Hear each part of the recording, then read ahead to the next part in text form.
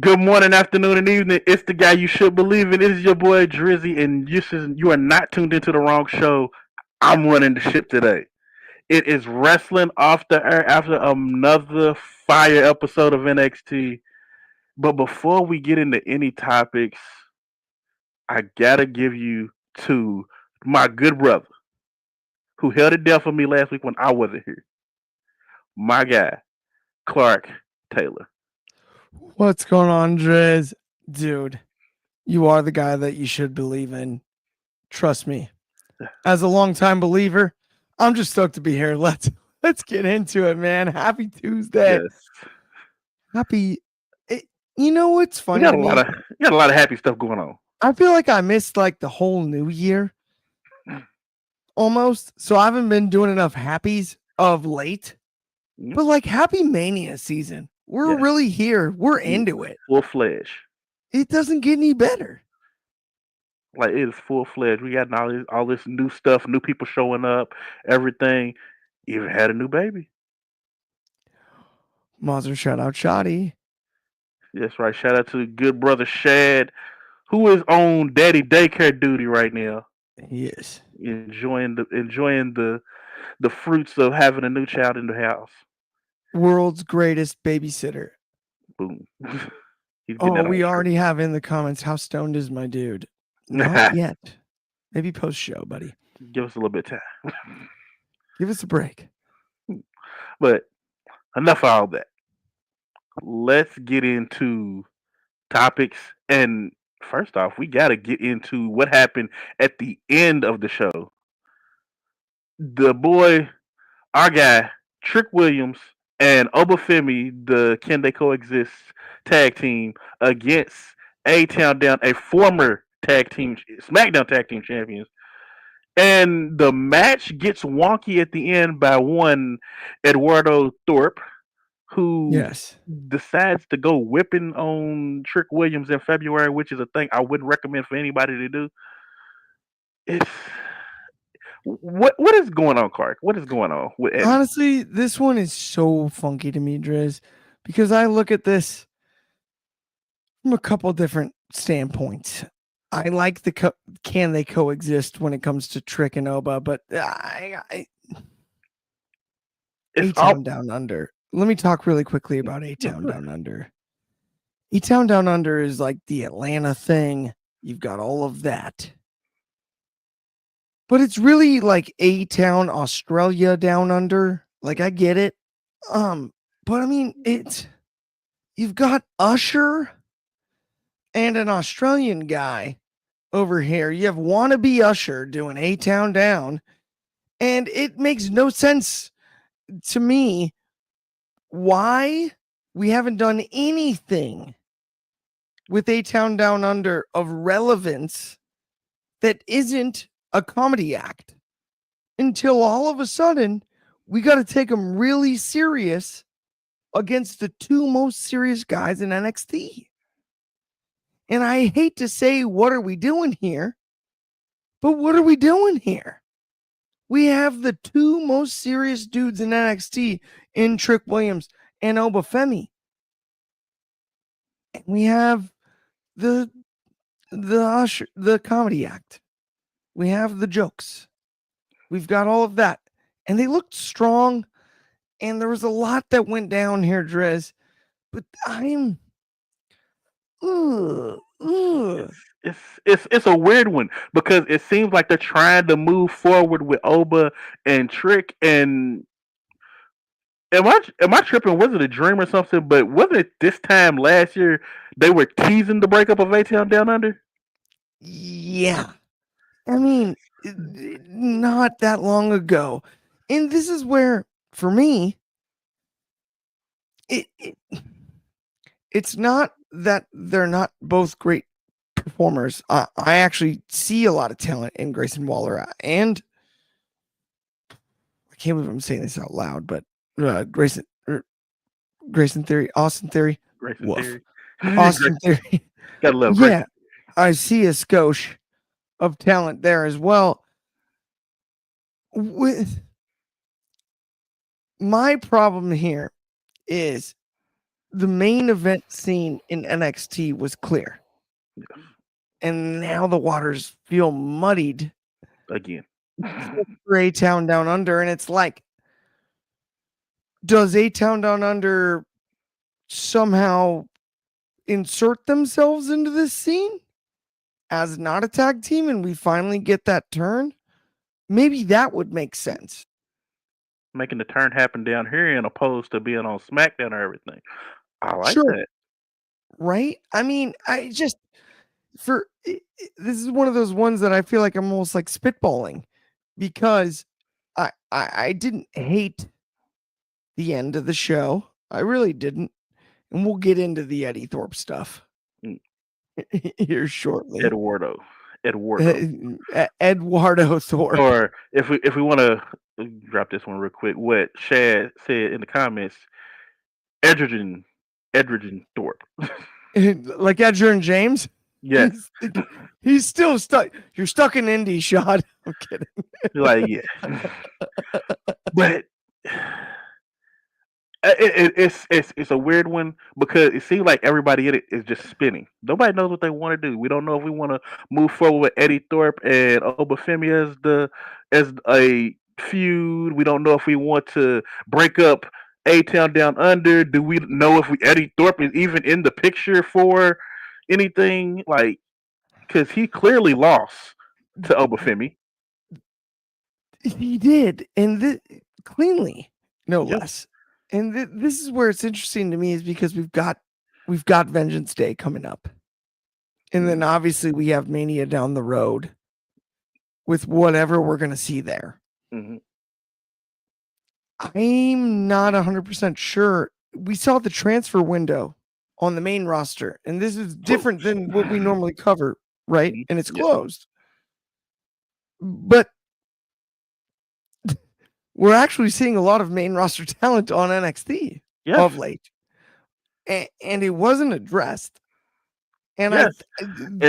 that's And I also don't think they have not said anything about if NXT is included in there or if it's like a weird limbo where people can just yeah, kind of exist. But it's just a weird one. I don't. This is them not being clear with rules.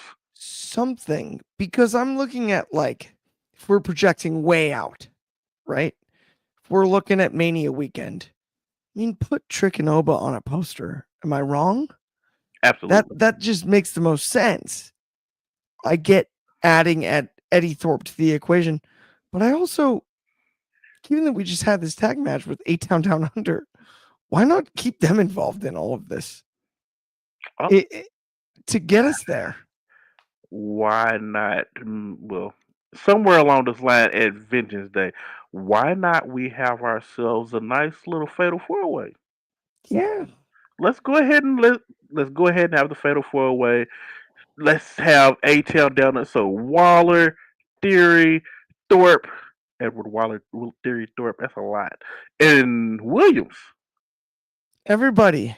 Let's put them in a fatal four way. Winner gets Obafemi at Stand and Deliver, and then it also goes back to the golden prophecy that I said almost 365 days ago that Stand and Deliver would be Obafemi versus Trick Williams.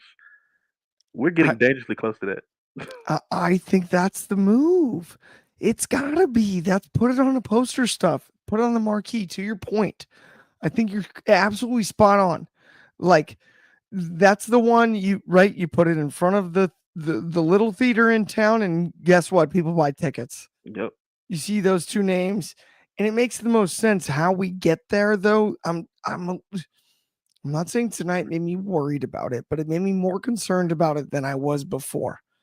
That's my only fear here, Driz. And You're a terror alert. You're a terror alert. You're in the yellow right now. You're not in orange. yeah, You're not in red, but you're definitely in yellow. You're aware something's there. yeah. It's just like I think that is the only play. I just don't want it to get weird before we get there. Mm. If that makes sense, like too No, weird. I understand 100% because it's a lot of stories that are kind of that never feel like they're gonna be able to be closed because they're all just kind of floating around each other. This it's like too much stuff is right. It's like holding too much stuff in your hands. Like you know what you want to eat, but you're holding a plate full of everything, and anything could go wrong at any point in time. It's literally exactly spot on there. Yeah, it's like it's in some ways almost feels like too good to be true, Mm. right? For lack of a better, not to go all cliche on everybody, but like it just. I'm excited about it though, but let's keep it rolling here. Let's keep it rolling on today's show. Driz, talk to us about Let's some more stuff roll here. down to the second one. All right. Everybody is aware of on this show we are we're turning the corner with Rich Holland. He has changed his style up tremendously. His presentation looks amazing, and he now and after a valiant effort against one Trick Williams for the NXT title, he now is looking toward Tony D'Angelo and his family for a shot at his North American title. We're looking now that we're probably going to be getting next week. Well, no, it's been confirmed. Rich Holland will be challenging Tony D'Angelo, but it came at a bit of a. I don't want to say it came at a price, but it did come at the extent of almost being screwed out of another match thanks to one Izzy Dane. Before we get into the match that he had with Stacks, Clark, is Izzy Dane a part of the family now? I don't know, but they're working together, man. Maybe that's the interesting thing about the family to me is as much as we have a Tony D'Angelo being presented as a babyface, the family isn't necessarily a babyface group. This is the mafia. We've all seen Ocean's 11, right? Sometimes the criminals are the good guys. And this is one of those situations where it's really interesting to me because I'm not 100% sure. One thing I am 100% sure of is inside of a steel cage, Holland and Tony D is off the charts. How we got there, I'm okay. I loved it. I loved what we saw tonight. I've gone to bat for Ridge Holland a number of times on this very show. Tonight's not one of those nights. I'm not going to bat for Ridge. Tony D made this what it was, and it was great. It was a little bit of an awkward backstage encounter, I thought. But when it comes down to it, you've got Stacks, you've got everybody. It's about the family here.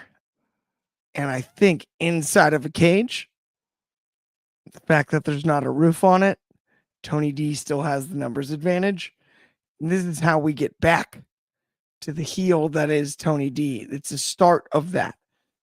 He will beat Ridge Holland, but he will not debut on the main roster as a babyface. Mm.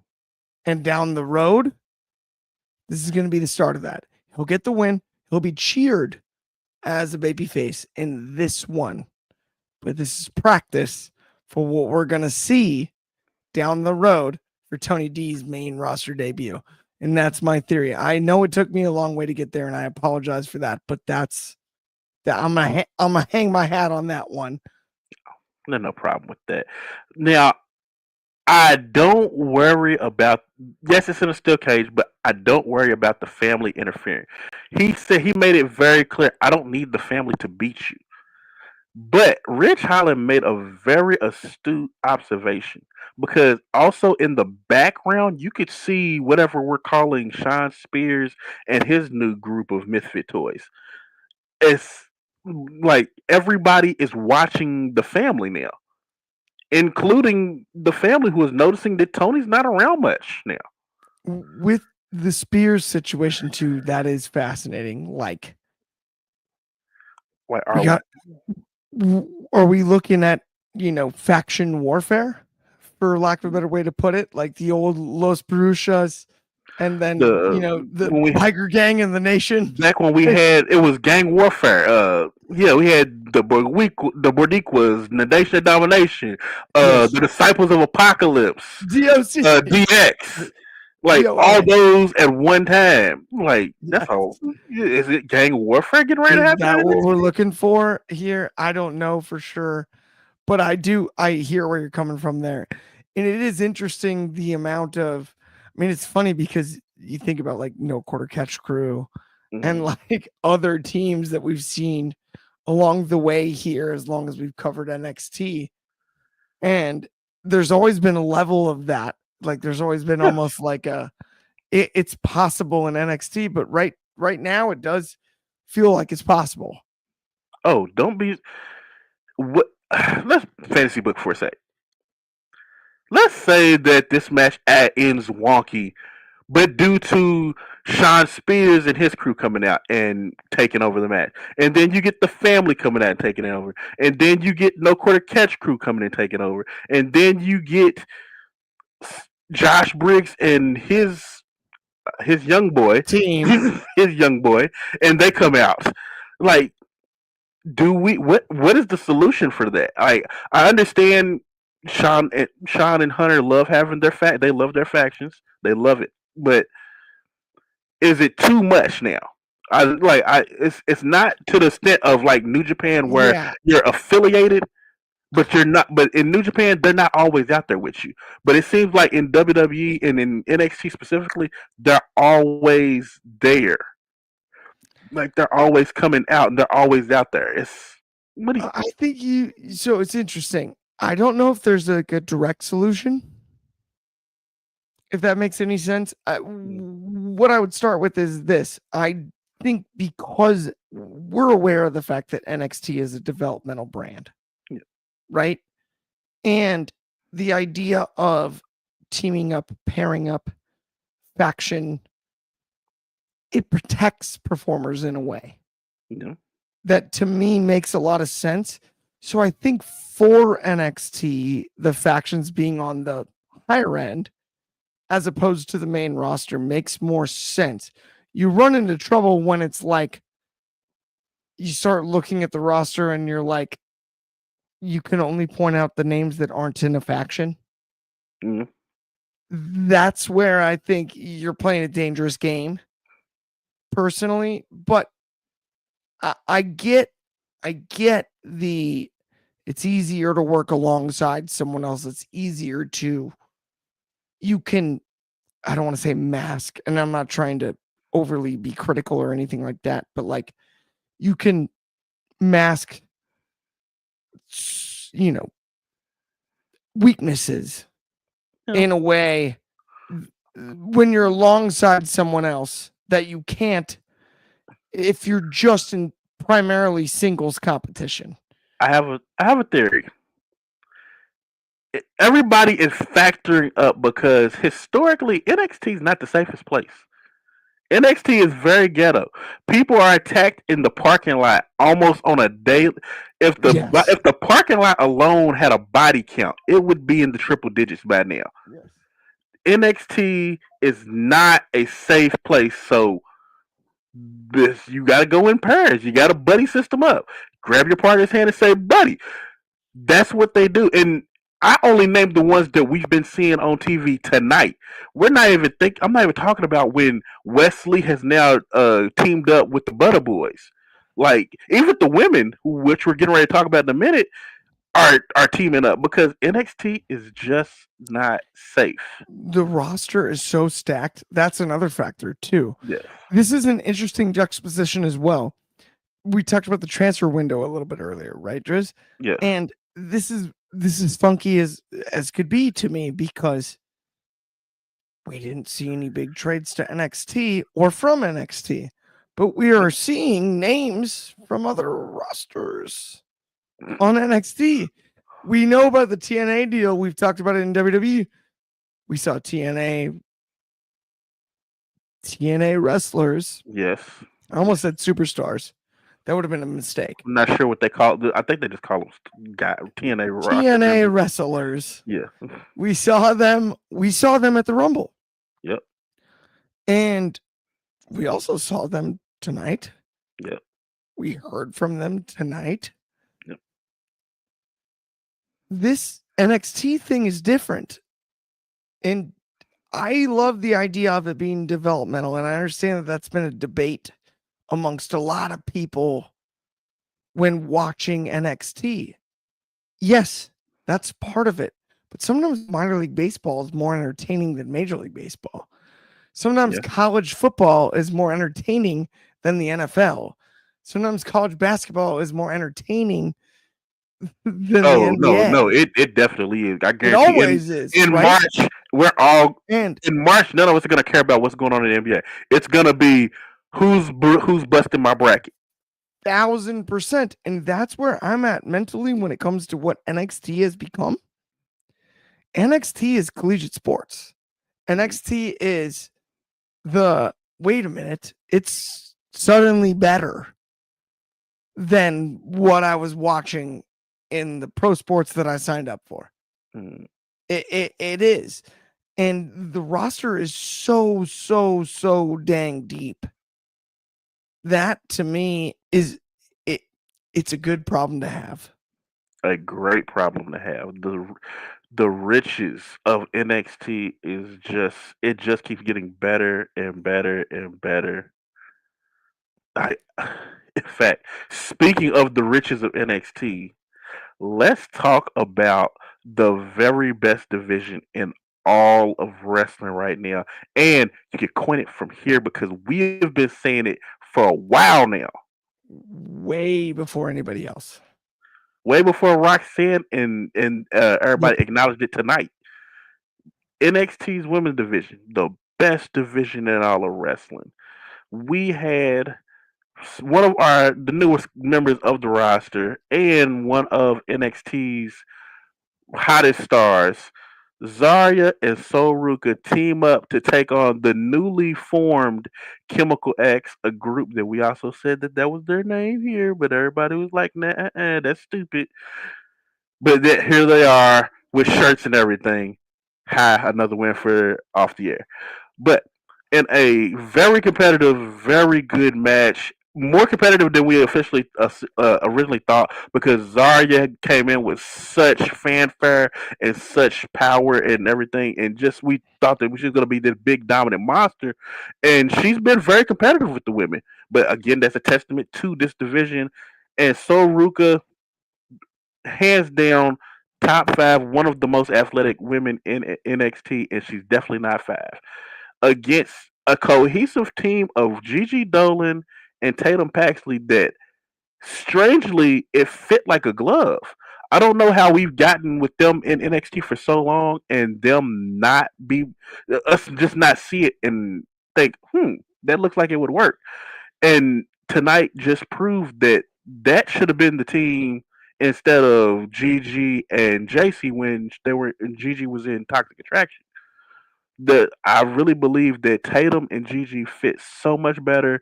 Their moves work better together. Aesthetically, they look great together.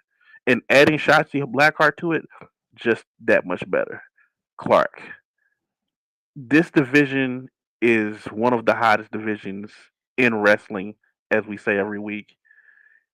Did this tag match live up to your expectations? Dude, this is like a pool that's so full. It's over capacity. The fire marshals are concerned somehow. Like the water's that deep. It's unbelievable how good this women's division is. And to just keep stacking it, like you mentioned, adding more. What are we doing here? And I mean that in a good way. Not what are we doing here? Like, this is what a women's division needs to look like. I would argue, I kid you not, if you base the women's rumble around the NXT women's division this weekend, as opposed to the main roster, and you included run ins, not run ins, but surprises, the same way you did the main roster, it would have been just as good. This division is that deep. This division is that good. And it's almost unfathomable to me how badly booked other women's divisions are by comparison. And I'm not trying to be overcritical there, but if you look at what NXT has been able to accomplish as far as getting multiple women over and what they've built in relation to the main roster, even Tiffany Stratton, top of the card, Rhea Ripley, top of the card. Everybody has come from NXT, and it's gonna keep happening. This is the legit proving ground. This is how you get to the next level. And that I have to give credit where credit is due to Sean, Triple H, whoever has done that, but more importantly, the talent. Much more importantly, the talent, because the women's division is as healthy as it's ever been. I mean, we have Charlotte Flair win the Rumble, and everyone is asking for NXT stars to have won it instead. That's what we saw reaction wise. I'm not as happy about the Jey Uso internet reaction as I am about the, well, wait a minute. How about Pop Rocks? Right? How about Roxanne? How about, I mean, it's the most fun division to cover in all of wrestling. And I feel bad, Driz, because I barely even covered what we're trying to talk about here, but I just can't say enough good things about the division. I mean, it's hard to because they all. It's not only it's the most stacked division, it's the best book division, and I think it also bears the most fruit. It does. This division is such a healthy machine compared to a couple of. If you're looking at all of them like the trees, the women's division is the biggest redwood tree and it's bearing the most fruit, and that's even and it's starting to go across of all of wrestling. The NXT women's division is starting to touch all of wrestling, and that's going even further back than just before the new rebrand, but even to the four horsewomen, Paige, Emma. Like the NXT women's division is the most fruitful division.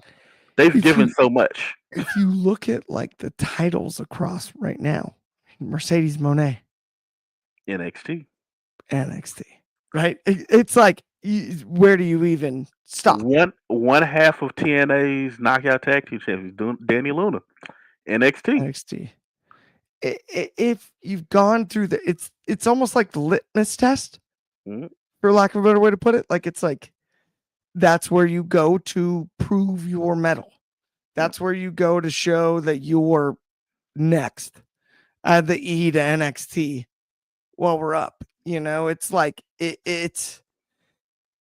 it's fascinating to me, especially given the reactions just this weekend in Indianapolis, the reactions that we got tonight, the reactions that you get for these women. This division is that good. And um I think it's I think it's really laughable to be of the opinion that one of the two nights of this year's Mania will not be main evented by a women's match, and I guarantee you will see an NXT alumni in that match. Oh, you definitely will. 100%. And speaking of NXT alumni, we had what we like to call in WWE a summit. Now, this is where we basically gather our contender and our champion and just have our final words. We've seen this with CM Punk and Seth Rollins recently. We've even seen it with Cody and Roman at a field that has absolutely nothing to do with anywhere that they were at that point in time. Tonight, we had it in NXT with our champion, the beautiful madness in Julia, our role model in Bailey, or as Nia Jax like to call her, BBL Bailey, because she does not believe that her butt is real, Right. and the Iron Woman of the 2025 Royal Rumble, and runner up of that same Rumble, Roxanne Perez, the Prodigy. And we had somewhat of a summit between them. Julia not too much involved because it seems to be Julia is the afterthought of this of just between Bailey and and Roxanne. There seems to be that Bailey and Roxanne have more of an issue with each other than going after the NXT title. And do I think that is a bad thing? No, I don't, because it also leaves the door open for this deep division. But are we watching a feud right now, Clark, that is going to touch every single brand in WWE between Roxanne and Bailey? I think the answer is yes. I mean, look, Bailey, speaking of NXT legends, is a legend. Roxanne, uh, on this very show, we mentioned Monday Night Roxanne as a possibility down the road. Dang, does that make sense? Would love that. She was outstanding in the Rumble, and the response was off the charts inside of Lucas Oil. Her and Bailey, this rivalry. Dang, do I need to see this play out? Dang, am I excited about it in every single way? And Bailey is so underrated. I really, really, really, really, really want this to lead to Bailey Dose straps coming back out, because I think that was actually the best version of Bailey. The most memorable version of Bailey was absolutely the hugger. It was absolutely the version with the flailing and inflatable arm flailing tube men. And I get that. That's not who Bailey is. Bailey's a go-getter. Bailey doesn't care anymore. Bailey wants to win. Bailey's gonna pad some stats. Kind of want to see that. I don't think it's against Roxanne. But do I believe that Roxanne defeating Bailey at the precipice of this rivalry may lead to that for Bailey? Yes, I believe that that's in the cards, and I'm all over that. I think that's the move. I think that's where we go from here. Roxanne's got to go over in the long run. Now there's so many others involved, and I get that. Julia, like you mentioned, being overlooked. Multiple other wrestlers being overlooked. But this should be really about Bailey and Roxanne as a delivery service to allow Roxanne to debut on the main roster. That's how I feel about that one, Driz. It's like it feels like this is a main roster feud that just happens to be on NXT, or even more, it's just a very elaborate call up, Yeah. like a very strategic call up, in opposed to doing the Raw after Mania. Like, all right, guys, coming soon, the Prodigy. Like, no, we're going to I love that idea when you think about it in hindsight. It adds purpose to them coming up. It It's does. not a just okay, you graduated from school, so go to college. It's, you know what, you guys exist in the same world. You think you're better than them? Go up there and show them. I guarantee that's the conversation that was had. Like, you really think Hey, you're better than them? Go show them. And that's what Roxanne did in the Rumble. And she even admitted she eliminated Julia. She outlasted 28 other women. well, and not only that, like, if you think about Roxanne, she's built for the main roster at this stage. Hmm. And the logical move was during that transfer window, which is now closed, right? For some reason. Roxanne's moved. Mm. Boom, we do the rivalry with Bailey. If this is a vehicle to get her there, it makes the most sense. Like Roxanne is, we all know she's that good. We all know she's main roster bound. We saw what's happened with Lyra Valkyria. We've seen what's happened with different stars. Lyra's been successful on the main roster without question. She was successful in the Rumble, but it was Roxanne who lasted all that time.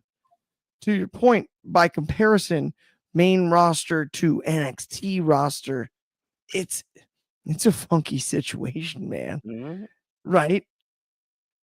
But Roxanne she's star bound. We know that. Yep. Bailey, to get her there, I get. But is there a way we can get the best out of both? I have another question for you.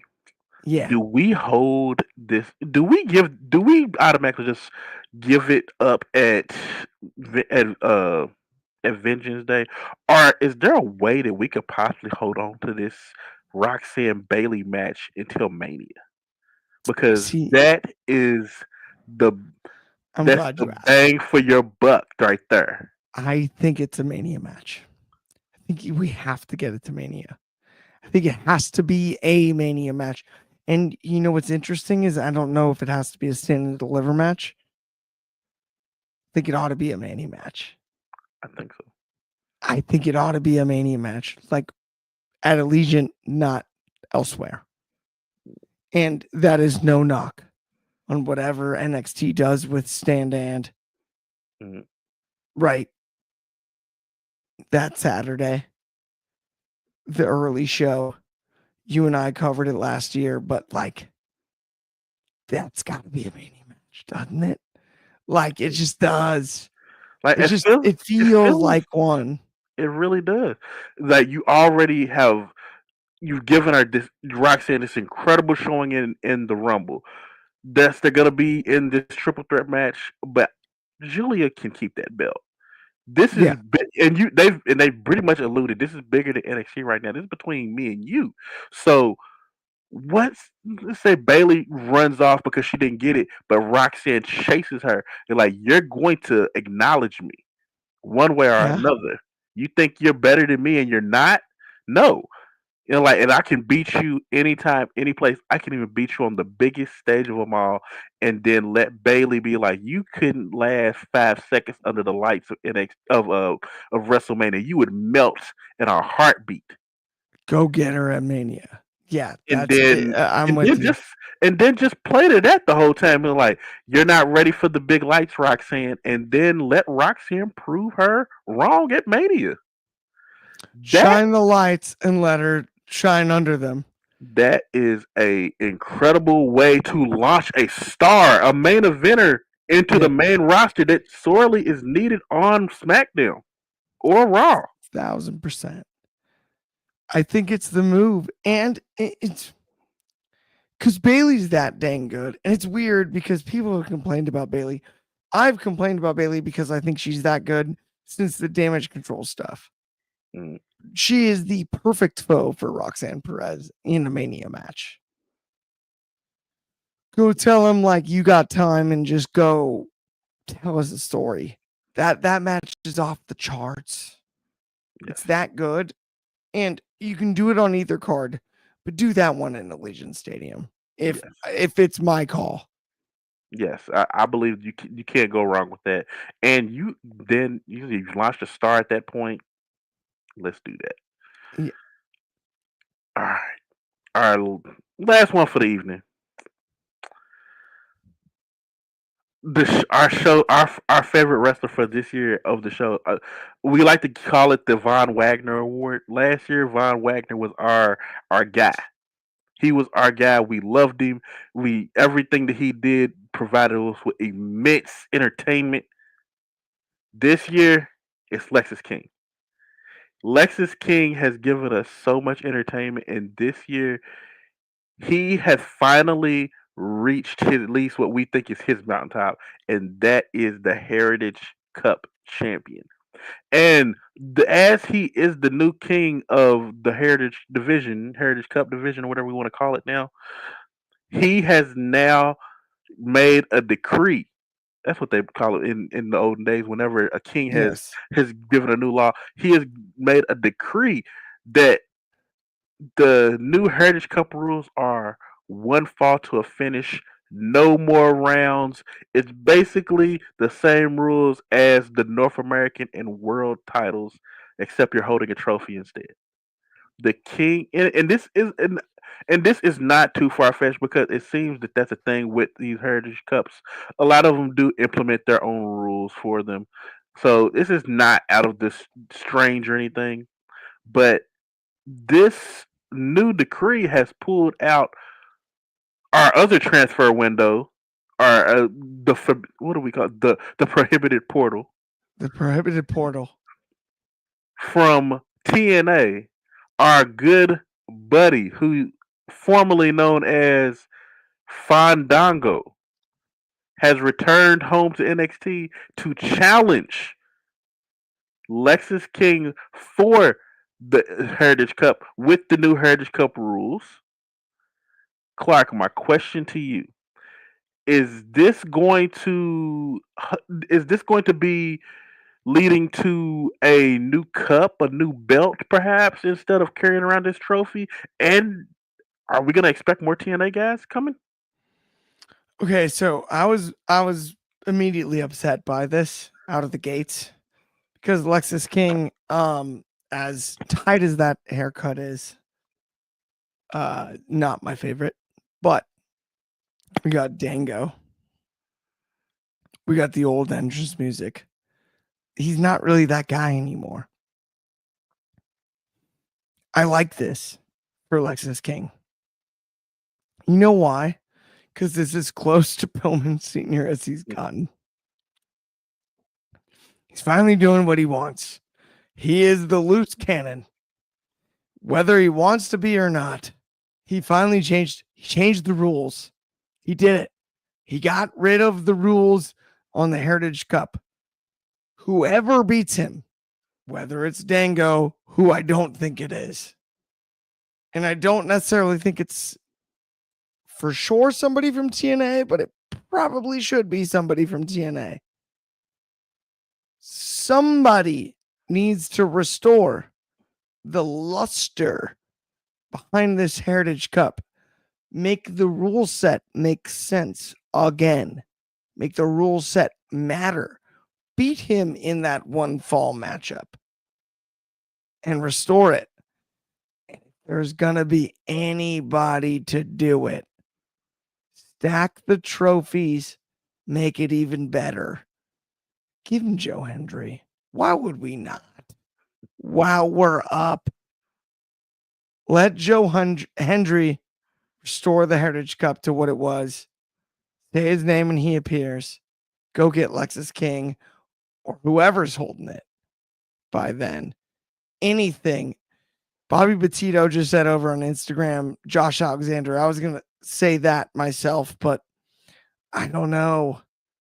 Josh actually is probably he's probably better than Joe Hendry, Bobby. That's you ruined my take. I'm kidding, but like Said, nah, and Josh, I don't know. let Joe just go get it. Is Josh covered by the prohibited portal anymore now that he is no longer a No, part of TNA? So I don't think he's even signed. But Joe Hendry can go in there. Joe Hendry can go anywhere He at any can win time. it. Say his name and he appears. He wins the cup and he restores the rules.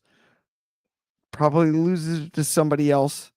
But I think that's something like that. Put some eyeballs back on the cup. And if you're going to get Lexus King over, that's how you do it.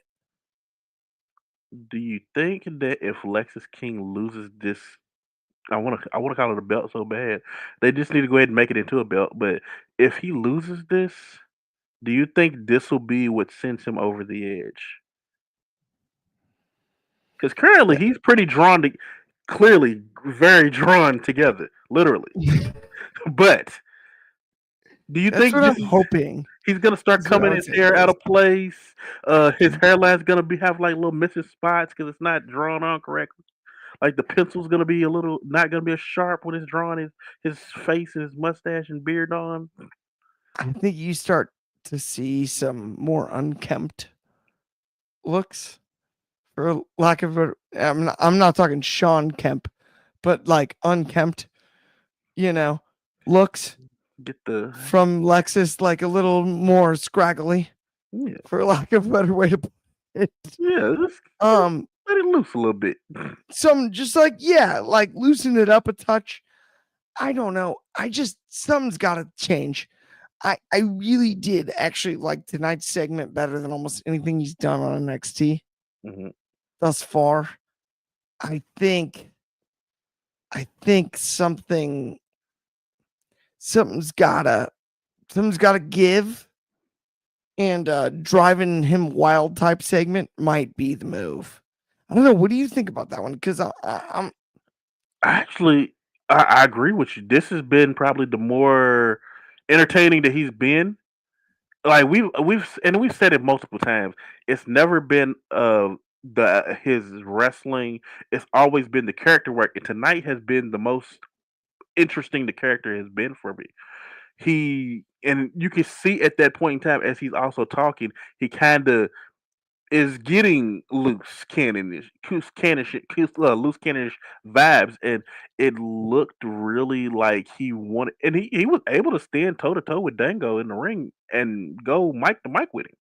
Now Dango's not known for mic work, but I feel like this is like things that you need to be able to do in the ring because you never know who you're gonna be in a promo off with. I really am kind of hoping that either losing this cup sends him over the edge, or maybe even as he continues to win, he goes more over the edge. He becomes a mad king at that point.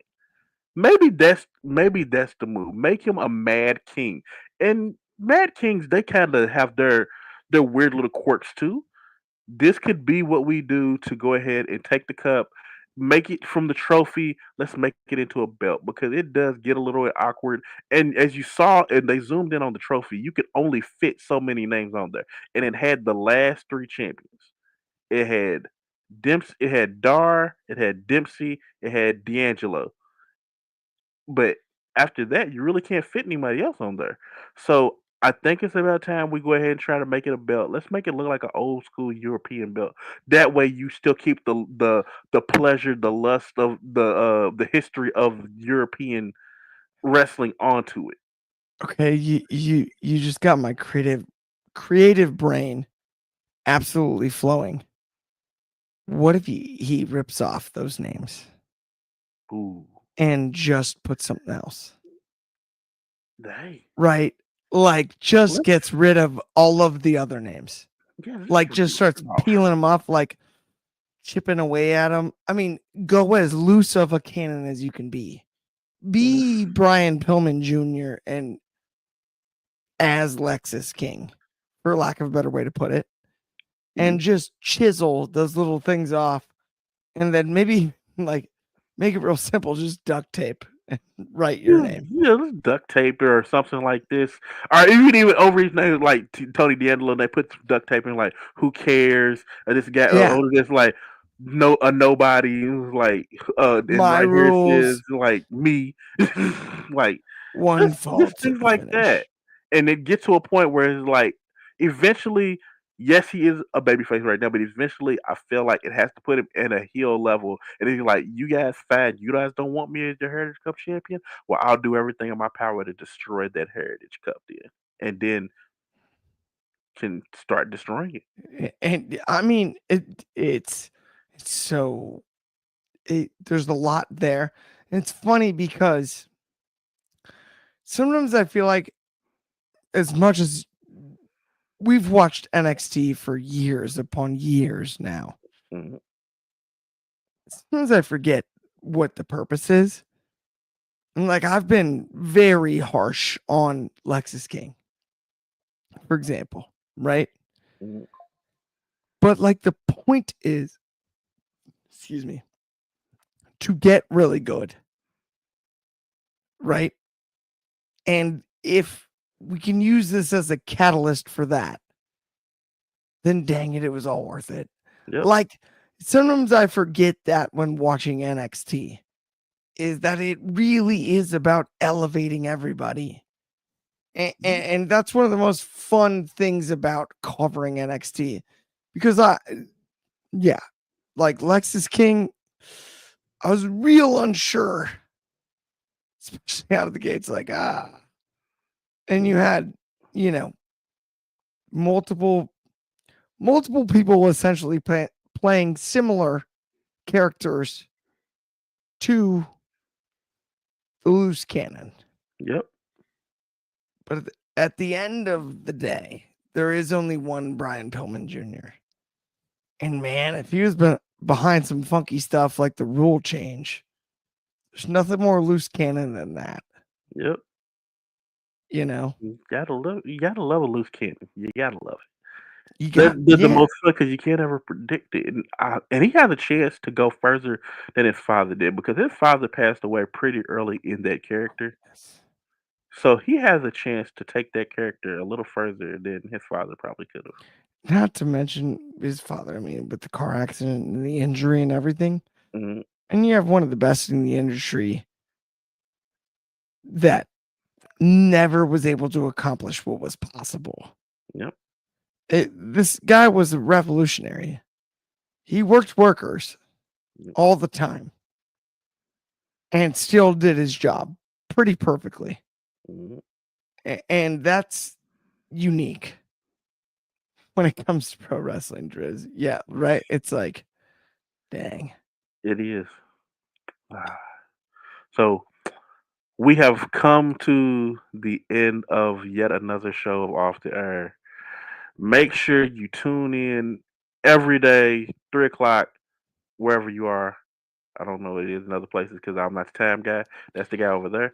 But daily, every day, check it out. Also, check out our other shows from Sunday Spotlight. So separately, take it to the table, and this one, of course, as you're watching as we speak. Off the So, air. yes, off there. Am I leaving anything else out? I don't think No, we're good. you We're nailed it. good. You Yeah, got we're it. good. We're Allison good. analysis, if we're gonna shout out Ben, but everyone likes him anyway. He doesn't need Yeah, this so shit. Ben, we don't talk about Ben. He sleep. So for my good brother Clark, for Shad who was on daddy duty, and for myself, we are out.